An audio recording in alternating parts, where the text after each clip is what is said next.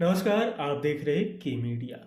40 साल से ज़्यादा का वक्त बीत चुका है जब बॉलीवुड के दिग्गज गायक मोहम्मद रफ़ी दिल का दौरा पड़ने के कारण हम सभी को छोड़कर चले गए थे।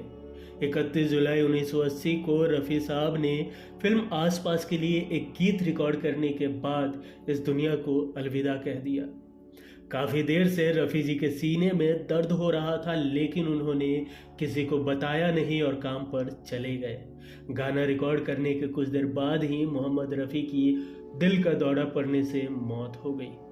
अपने घर में प्यार से फिक्को कहे जाने वाले मोहम्मद रफ़ी का बॉलीवुड करियर काफ़ी शानदार रहा और उन्होंने अपने जीवन में 26,000 से ज़्यादा गाने गाए।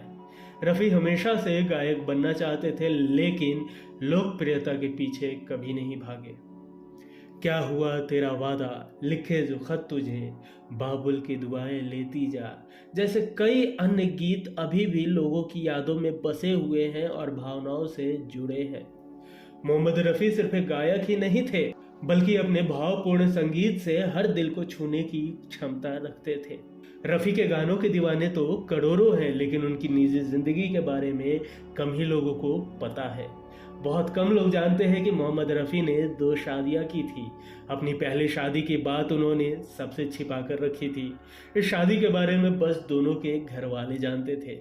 इसका खुलासा मोहम्मद रफ़ी की बहू यास्मीन खालिद रफ़ी ने की।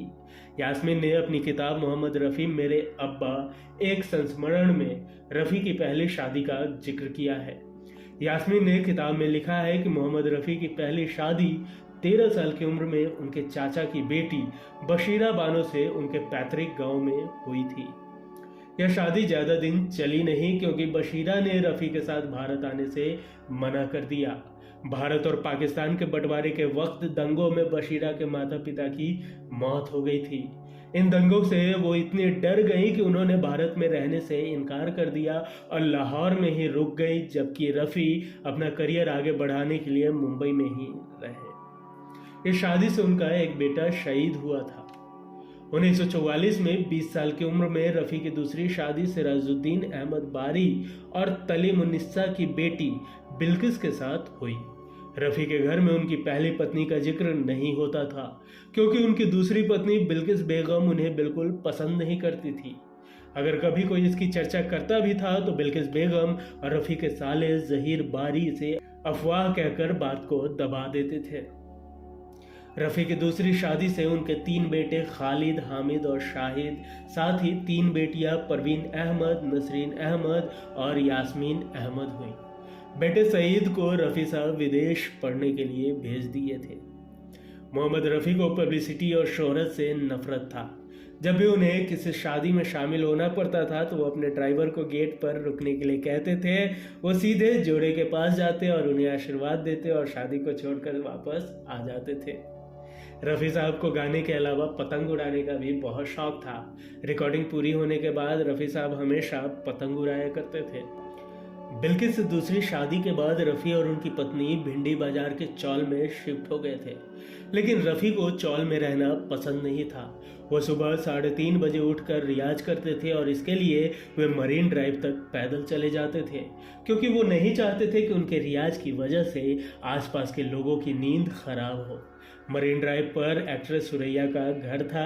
जब उन्होंने कई दिनों तक रफ़ी को रियाज करते हुए देखा तो उन्होंने पूछा कि यहाँ क्यों रियाज करते हो। तब रफ़ी ने अपनी परेशानी बताई। इसके बाद सुरैया ने अपने घर का एक कमरा रफ़ी को रियाज करने के लिए दे दिया था। रफ़ी साहब को जब काम मिलने लगा तो उन्होंने कोलाबा में फ्लैट खरीद लिया था, जहाँ वो अपने 7 बच्चों के साथ रहते थे। मोहम्मद रफ़ी बहुत ही शर्मीले स्वभाव के थे। न किसी से ज़्यादा बातचीत और ना ही किसी से कोई लेना देना। न शराब पीते थे, न उन्हें सिगरेट पार्टियों का शौक था, न देर रात घर से बाहर रहने की आदत। संकोची तो इतने थे कि वे कभी भी संगीतकार से ये नहीं पूछते थे कि उन्हें गाने के लिए कितना पैसा मिलेगा। बस वे आकर गीत गा दिया करते थे और कभी कभी तो 1 रुपया लेकर गीत गा दिया करते थे। रफ़ी काफ़ी दयालु इंसान थे और उनका दिल भी काफ़ी बड़ा था। उनकी ही कॉलोनी में जब उन्होंने देखा कि एक विधवा बहुत तकलीफ में है, तब उन्होंने किसी फर्जी नाम से पड़ोस की एक विधवा को पैसा भेजना शुरू कर दिया। कई साल तक उस महिला को मनी ऑर्डर मिलता रहा, पर जब मनी ऑर्डर आना बंद हुआ तो महिला पोस्ट ऑफिस गई। वहां पता चला कि मनी ऑर्डर भेजने वाले का निधन हो गया है और उनका नाम था मोहम्मद रफ़ी। रफ़ी बहुत कम बोलने वाले, ज़रूरत से ज़्यादा विनम्र और मीठे इंसान थे। शर्मीले इतने कि रफ़ी साहब ने कभी कोई इंटरव्यू नहीं दिया। उनके सभी इंटरव्यू उनके बड़े भाई अब्दुल अमीन हैंडल किया करते थे। कहते हैं रफ़ी ने अपनी पूरी लाइफ में सिर्फ 2 इंटरव्यू दिए थे।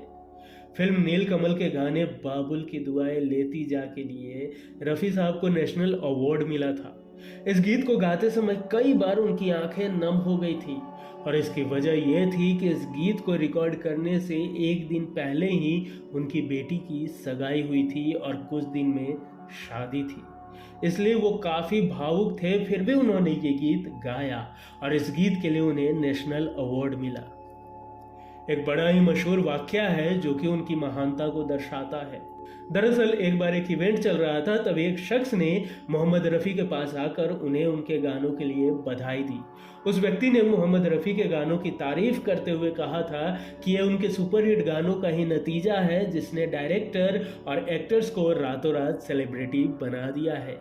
इस पर रफ़ी साहब ने कहा था, अगर ये म्यूज़िक डायरेक्टर और हीरो के लिए नहीं होता तो मैं वह गाना नहीं गा रहा होता। इनकी वजह से मुझे काम मिला। ऐसे थे सबके प्यारे मोहम्मद रफ़ी साहब।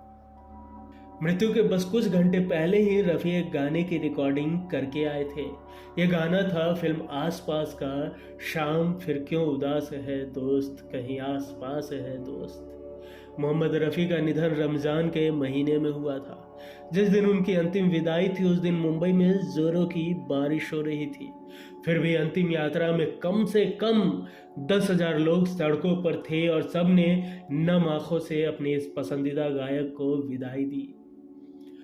उनके निधन के बाद संगीतकार नौशाद ने कहा था, कहता है कोई दिल गया, दिलबर चला गया, साहिल पुकारता है समंदर चला गया, लेकिन जो बात सच है वो कहता नहीं कोई, दुनिया से मौसीकी का पैगंबर चला गया। न फनकार तुझसा तेरे बाद आया, मोहम्मद रफ़ी तो बहुत याद आया। आज के वीडियो में यहीं तक। वीडियो आपको कैसा लगा हमें कमेंट कर ज़रूर बताएं। वीडियो पसंद आई हो तो लाइक और शेयर ज़रूर करें। फिर मिलेंगे किसी दिलचस्प किस्सों के साथ, तब तक के लिए नमस्कार।